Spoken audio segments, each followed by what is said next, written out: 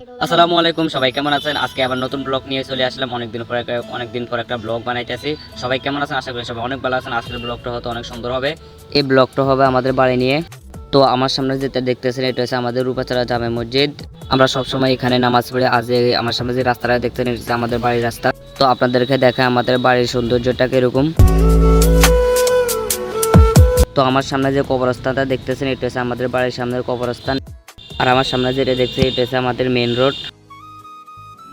তো যাক, এখন বাড়ি থেকে বার হয়ে এসেছে, আপনাদেরকে বাড়িগুলো পরে দেখাই। আমার সামনে যে রোডটা দেখতেছেন সোজা এখান দিয়ে পুকুর দিয়ে রোড বলে। তো আপনারা আমার সামনে একটা মাদ্রাসা দেখতে পাচ্ছেন, এটা হচ্ছে আমাদের রূপাচারা মসজিদের মাদ্রাসা। মাদ্রাসাটির নাম হলো রূপাচারা তালিমুল কোরআন নুরানী মাদ্রাসা।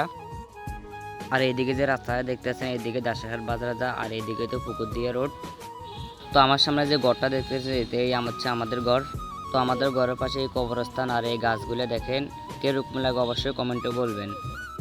তো এই দেখেন এটা হচ্ছে আমাদের বাড়ির রাস্তা। আমি এখন বাড়ির ভিতরের দিকটা দেখব, তো আমার সাথে থাকেন। তো আমার সামনে যে ঘরটা দেখতেছেন এখানের মধ্যে আমি প্রায় সময় এখানের মধ্যে থাকি, কারণ এই ঘরে ওয়াইফাই আছে। আবার আপনারা মনে করেন আমি চুরি করে চালাই, আমি কিন্তু চুরি করে চালাই না, টাকা দিয়েই চালাই। তো আমার সামনে যাতে দেখতেছেন এত ওয়াইফাইয়ের মালিক হাতে কীভাবে খাড়া রয়েছেন দেখছেন নি, বাবুরে দেখছেন নি, ওরা এত লজ্জায়। তো একটা কথা তো বলতেই ভুলে গেছে, আমাদের জেলা হচ্ছে নোয়াখালী লক্ষ্মীপুর। তো আমার সাথে যাকে দেখতেছেন সে আমার সাথে হাঁকাকে একটু ভিডিও বানায়, সে লজ্জা পাইছে, সে বেশি লজ্জা পায় আবার বেশি।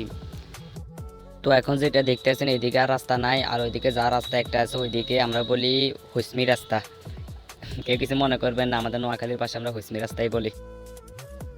তো আমার ব্লগটা কেমন লাগলো আজ পর্যন্ত এখানেই শেষ করলাম।